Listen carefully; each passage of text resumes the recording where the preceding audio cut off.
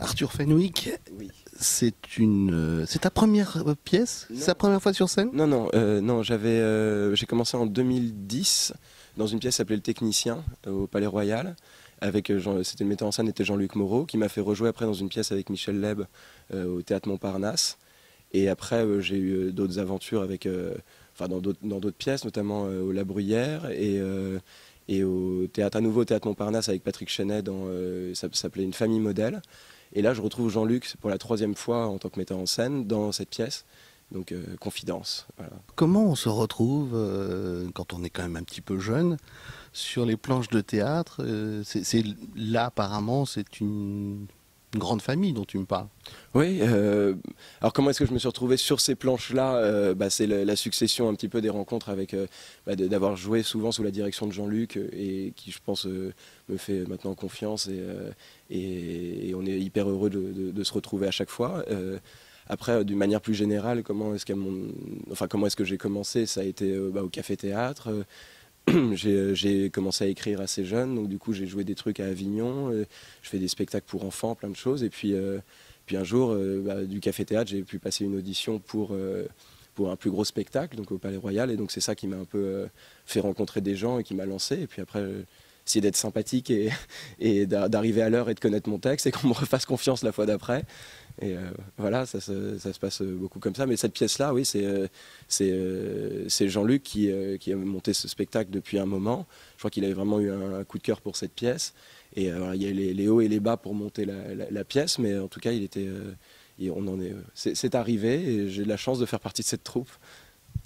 Tu connaissais Éric Emmanuel Schmitt avant? Alors, je connaissais l'auteur, je le connaissais pas personnellement, mais je connaissais l'auteur, oui. Très bien. Et puis je suis venu voir pas mal de ses pièces ici, dans ce théâtre, avant d'y jouer. Tu t'es retrouvé devant lui la première fois, tu étais impressionné ou simplement, bon, c'est quelqu'un du métier? J'ai essayé de faire semblant de ne pas l'être, mais je l'étais évidemment. Mais je trouve que c'est toujours plus agréable d'essayer d'avoir un rapport avec les gens le plus naturel possible et de ne pas montrer qu'on est fan depuis des années. Donc non, mais j'étais, oui, évidemment impressionné. Mais quand je l'ai rencontré, c'est le jour de la lecture, la première fois qu'on l'a faite. Donc j'étais impressionné en règle générale parce que je voulais que ça se passe bien. Il y avait plein de gens autour, des producteurs, donc il était là aussi. Et donc voilà, d'une manière générale, je faisais pas le fier. Mais voilà, j'essaye de le cacher le plus possible. Et quelles sont tes relations avec les deux grands comédiens qui sont avec toi, puisqu'on ne parle pas de Claudia qui est sur une autre interview sur le même site, mais d'Alain Doutet et de Marie-Christine Barrault. J'avais une appréhension terrible parce qu'ils avaient une réputation épouvantable. Ils sont vraiment adorables. Et puis on m'avait dit, déjà à l'avance, on m'a dit Alain Doutet, Marie-Christine Barrault, tu vas t'éclater, ils sont super sympas. Et effectivement, je reconnais que c'est quand même un vrai privilège de jouer dans une troupe comme ça, où ça se passe aussi bien, où on est tous aussi contents de se retrouver. En plus, on est une petite équipe. Moi, c'est la première fois que je joue dans une pièce où on n'est que 4. Et ça pouvait être qui tout double parce que... si ça se passe pas bien, il y a peu de gens sur qui on peut se rattraper après en se disant bon au moins j'ai un copain ou une copine dans la pièce. Non là, quand on est 4, ça peut être compliqué. Et or c'est vraiment, et même aussi avec Claudia d'ailleurs, tous les 4, c'est un peu bateau de dire ça parce qu'on joue une famille dans la pièce, mais il y a des moments où on a vraiment en tout cas 1h30 par jour l'impression d'être une famille. Et il y a beaucoup de bienveillance, on s'aime beaucoup.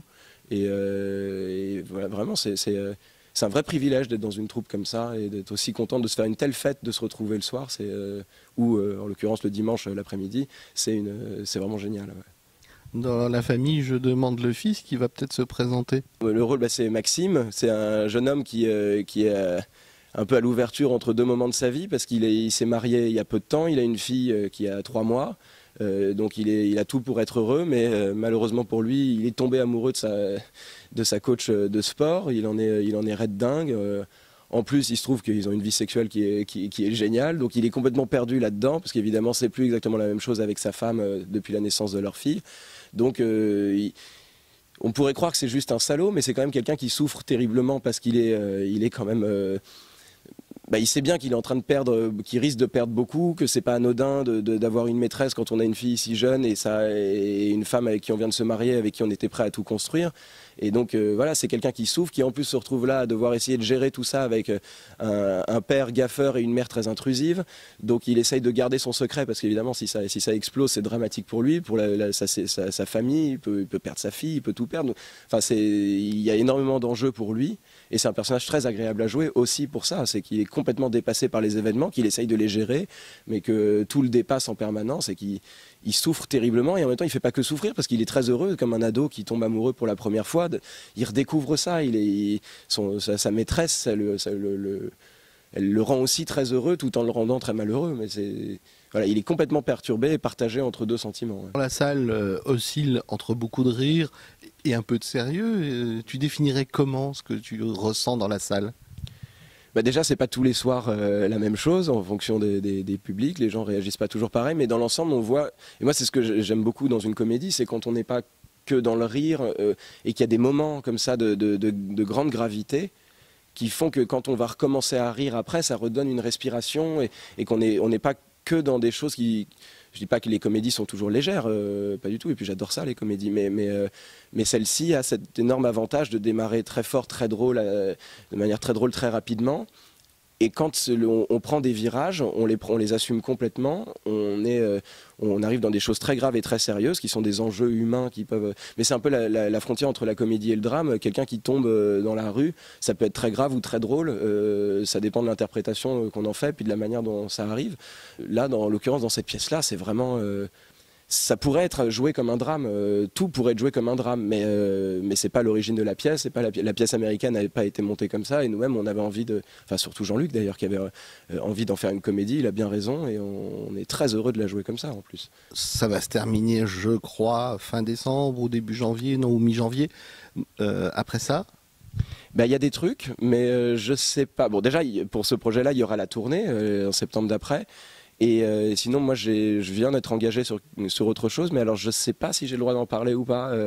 Bon, ça sera au Théâtre Montparnasse à partir de janvier. Voilà. Donc, donc je n'en dis pas plus au cas où, parce que c'est encore très frais, donc je voudrais pas gaffer. Tu as intérêt à prendre un appartement dans le coin?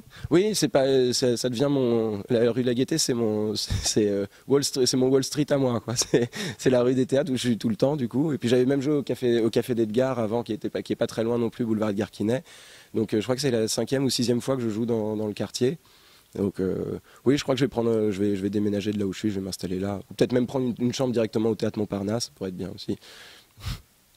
Bon, on se dit rendez-vous en janvier ou en février quand tu seras là-bas. Fin janvier, je crois. Si c'est pas encore fixé, mais normalement fin janvier. Ouais. Merci beaucoup. Merci à vous.